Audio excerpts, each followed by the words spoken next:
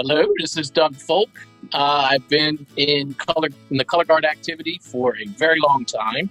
I spent 10 years with the Chesapeake Cavaliers, 1984 to 1992, and then took a 20-year break to get married and have kids, and then came back in a senior guard in 2012 called In Denial, and now it's time to go inside the shot with Chris Meyer. Hey everybody, it's Chris Meyer. I'm so excited to have Doug Foulke here with me to look at some of his photos. I've only really known Doug in his In Denial period, and so we'll be looking at those photos. So you said you got your start in the activity with the Cavaliers, Chesapeake Cavaliers. What kind of an organization was that? Was that It was an independent organization, world class. World class didn't start until 92. Before that, there was no world class, but it was open, was the top class. So we were open until 92. We made finals in WGI 4 years in a row. So 89, 90, 91, 92. And 92 was my last year because back then there was a 23-year. You couldn't be more than 23 years, even in world. Okay. So shame, because if that age limit, if it was like it is now, I probably never would have stopped. But I got married that year and had kids and focused on that. And then I guess it was 2014, Chris DeFord called me and said he was starting a senior guard in Baltimore. And I jumped at the chance. Let's go inside the shot and look at Doug's photos. All right, we're going to start with the first year that I can remember seeing In Denials was 2014. And I guess, Doug, if you can tell us a little bit about, if you remember that show and how it started. And I just thought it was just hilarious and classic with the way that show worked out. So tell us a little bit about it. That was our first year in competition. So I guess it was 14. I thought it was 12, but I started in 2014 with In Denial, apparently. And that was our first year in competition. It was a very interesting show where we were kind of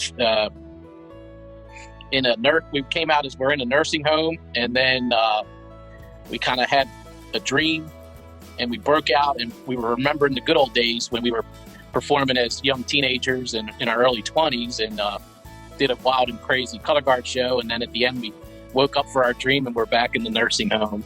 We did the Field of View show that year, and the response from the crowd gave me, that is in and of itself was worth everything that I put into the senior guard. So, and it's kept me there this long. So it was a great year. Yeah, it was just incredible. It was such a brilliant idea as a way to introduce a new, a senior guard, and just a wonderful time.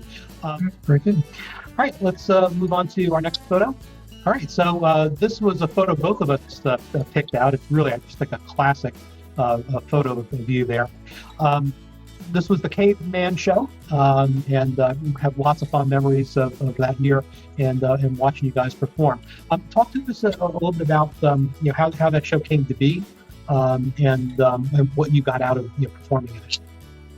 Well, the whole show was based around the concept of fire. So it started out with we're searching for fire. Everybody's cold and looking for ways to build fire, and all the music had the word fire in it. And we threw some modern stuff in the middle of it too, where I have fond memories of Chris DeFord. He was acting as a DJ, and he had a mixing table during one of the songs, and he was back there dressed up with his fancy hat, acting like he was mixing. So it's a very fond memory I have of that year. But it was the In Denial program is part of a bigger organization, in theory, youth services, I believe, or something like that. How does that all sort of fit together? 3 groups. We had In Progress, which was a junior cadet version. In Theory, which was like an A-class level color guard, and then In Denial was our senior guard.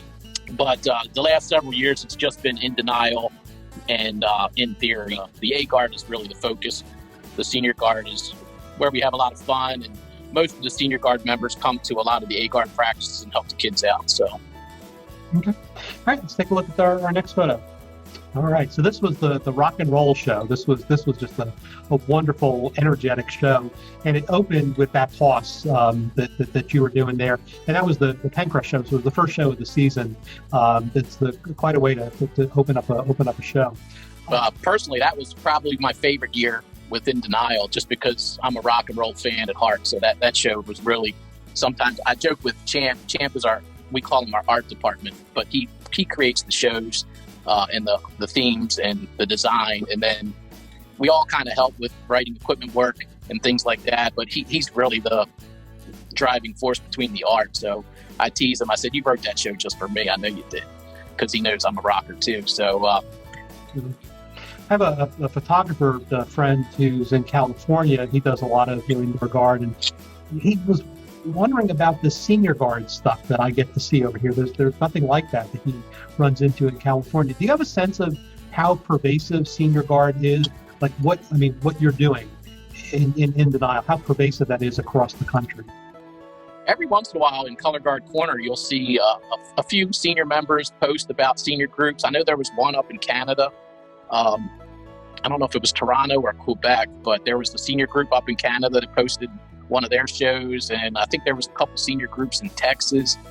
So I think it's spotty. But the Mid-Atlantic area seems to be a hotbed for it. I mean, we built up TIA to have 7 groups, I think, in our best year, which is just amazing.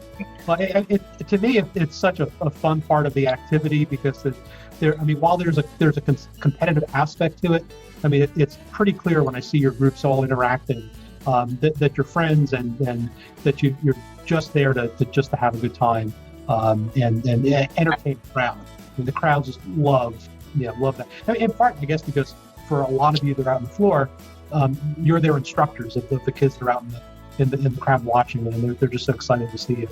Yeah, the kids definitely love it, and we love it too. There's no question about that. We have a good time. So, but the competitive aspect, yeah, it's a little competitive sometimes, but never gets to the point where there's meanness or anything like that. I think we're all friends, and I've always been that way. I think it's an important part of competition is to, you put it out on the floor and do your best, but when you're off the floor, you can be friends and hug each other and wish each other the best of luck. Okay. All right, we have one more photo to take a look at. All right, so this was from the 2019 season last year, and it was a beach theme, and I remember kind of like a lot of In Denial shows. It starts out, you're not quite sure where it's going to go, and then suddenly it's just explosion and energy all over the place. So talk to us a little bit about that season, that show, and what that was all about.